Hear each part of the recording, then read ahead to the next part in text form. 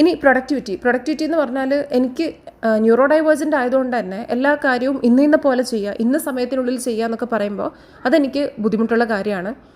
എനിക്ക് ഹെൽപ്പ് കിട്ടുന്നത് പ്രാർത്ഥനയിലൂടെയാണ്. ഞാൻ ഏത് കാര്യമാണ് ആദ്യം ചെയ്യേണ്ടതെന്നുള്ളത് അതിനനുസരിച്ച് തന്നെ മൂവ് ചെയ്യിക്കണേ, കാര്യങ്ങൾ എളുപ്പമാക്കി തരണേ, സമയം നീട്ടിത്തരണേ, ഇങ്ങനെ പല പ്രാർത്ഥനകൾ ഞാൻ പ്രാർത്ഥിച്ചുകൊണ്ടേയിരിക്കും.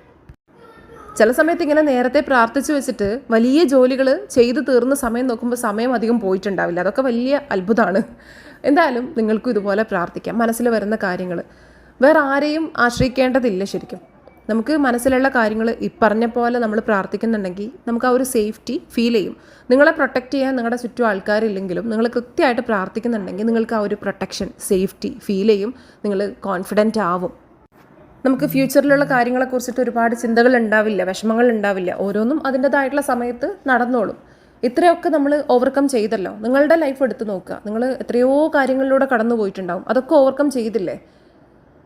പ്രാർത്ഥിച്ചാൽ അതൊക്കെയും കുറച്ചുകൂടി എളുപ്പമായിട്ട് മാറും.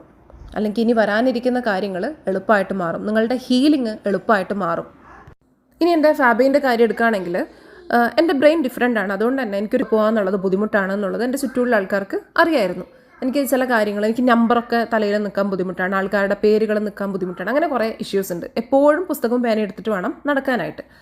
പക്ഷേ ഫാബീൻ്റെ കാര്യം ഇത്ര വരെയും എത്തി നിൽക്കുന്നു. രജിസ്ട്രേഷൻ കഴിഞ്ഞ് ഉഷാറായിട്ട് തന്നെ കാര്യങ്ങൾ പോകുന്നുണ്ട്. പ്രാർത്ഥന കൊണ്ട് മാത്രമാണ്, പ്രാർത്ഥിച്ചുകൊണ്ട് മാത്രമാണ്. എൻ്റെ ബ്രെയിൻ്റെ കാര്യം പറയുകയാണെങ്കിൽ എൻ്റെ മക്കളുടെ 2 പേരുടെയും ബ്രെയിൻ എനിക്കുണ്ട്. അതായത് ADHDയുടെയും ഓട്ടിസത്തിൻ്റെയും ലക്ഷണങ്ങൾ എന്നിലുണ്ട്. എൻ്റെ ബ്രെയിൻ ഏത് ടൈപ്പാണെന്നുള്ളത് പറയണമെങ്കിൽ കുറച്ചും കൂടി കഴിയണം. കാരണം ഇപ്പോൾ ഫൈനലായിട്ട് ഇപ്പോൾ ഒരു ഡോക്ടർ പറഞ്ഞിട്ടുള്ളത് ഓട്ടിസ്റ്റിക് ആണെന്നായിരുന്നു.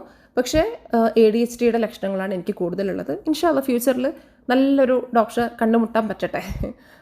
ഡയഗ്നോസ് ചെയ്യണം. ചെയ്തത് കൊണ്ട് എന്തെങ്കിലും കാര്യമുള്ളത് കൊണ്ടല്ല, പക്ഷേ ഞാൻ ഇതും കൊണ്ടാണ് ഇത്രയും എത്തിയത് എന്നുള്ളത് എനിക്കൊന്ന് ജസ്റ്റ് പേപ്പറിൽ. എൻ്റെ ഹസ്ബൻഡ് എന്നോട് പറഞ്ഞിട്ടുണ്ട്, നിനക്ക് ഇന്ന പോലൊക്കെ പ്രശ്നമുണ്ട് എന്നുള്ളത് എനിക്കറിയാം, നിൻ്റെ മക്കൾക്കറിയാം, അതുപോലെ നിൻ്റെ ഉമ്മക്കറിയാം, അല്ലെങ്കിൽ സിസ്റ്ററിനറിയാം.